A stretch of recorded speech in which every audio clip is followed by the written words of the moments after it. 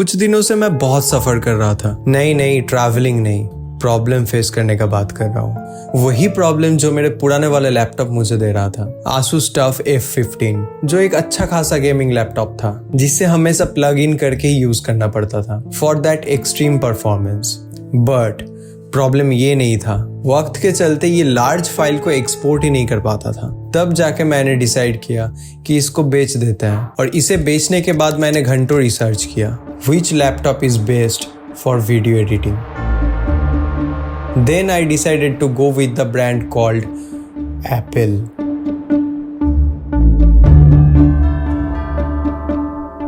But यहाँ पे भी था confusion whether I should go with Air or Pro variant. थोड़ा और रिसर्च करके मैंने फाइनल कर लिया that Pro variant is better in every perspective, और कर दिया ऑर्डर। और उसके कुछ दिनों बाद I received the package from Apple. अरे नहीं, ट्रस्ट मी, मेरा कोई भी ऑर्गन मिसिंग नहीं है अभी तक।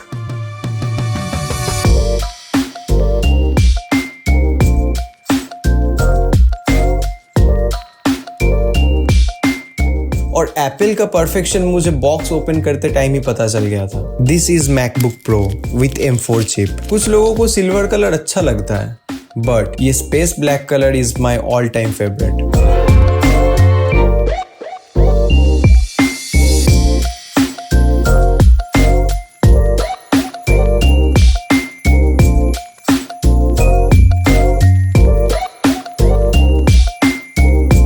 और बॉक्स ओपन करते ही तुम्हें सबसे पहले मिलेगा ये लैपटॉप। थैंक गॉड कि इसके साथ एक 70 वाट का USB-C पावर एडेप्टर भी है। But there is a difference, इसका चार्जिंग पॉइंट जो कि मैग्नेटिक है, जिसको एप्पल मैगसेफ 3 पोर्ट कहते हैं। और पोर्ट्स की बात हो ही रहा है तो बता दूं, इस साइड पे 2 USB-C और एक हेडफोन जैक है, और दूसरी साइड पे एक USB-C पोर्ट, एक HDMI और एक SDXC कार्ड स्लॉट है।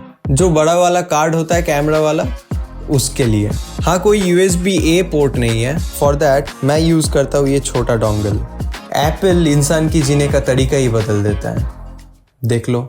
But here is the thing जो एप्पल को एप्पल बनाता है। नहीं, वो चमकता हुआ आधा सेब नहीं, ये एप्पल का लिक्विड रेटिना डिस्प्ले है जिसका ब्राइटनेस 1600 निट्स तक है, और ये 120 हर्ट्ज रिफ्रेश रेट के साथ आता है। और इसका ट्रैक पैड मानो गर्म तावे पे मक्खन फिसल रहा है। अंधेरे में भी तुम परफेक्टली टाइपिंग कर सको, इसके लिए बैकलिट कीबोर्ड के साथ आता है। एंड द थिंग जिसके लिए मैंने मेरा पूरा सेविंग्स इस पे लगा दिया, दी M4 चिप, जो 10 कोर CPU और 10 कोर GPU के साथ आता है, और ये मेरे सारे एडिट्स बहुत इजीली हैंडल कर लेता है without any lag.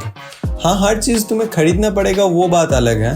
As I said before, Apple इंसान की जीने का तरीका ही बदल देता है। बट जो सबसे बड़ा रीजन था मेरा प्रो वेरिएंट लेने का, वो था इसका फैन, जो मैकबुक एयर वाले सीरीज पे नहीं होता है। और वीडियो एडिटिंग जैसे बहुत हेवी टास्क के लिए तुम्हें चाहिए कूलिंग, जो ये हमेशा ही रहता है। और फैन होने के बाद भी इससे कभी नॉइज फील ही नहीं किया मैंने, जो मेरे पुराने वाले लैपटॉप में फील होता था। दी एप्पल परफेक्शन।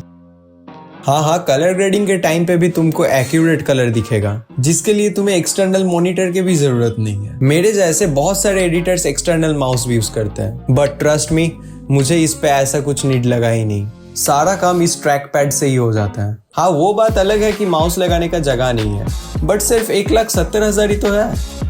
Come on.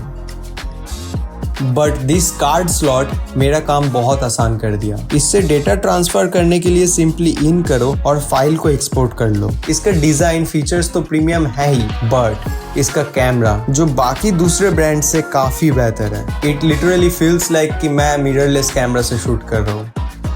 और इसके स्पीकर्स कीबोर्ड के साइड पे ही है, and this is the quality of audio.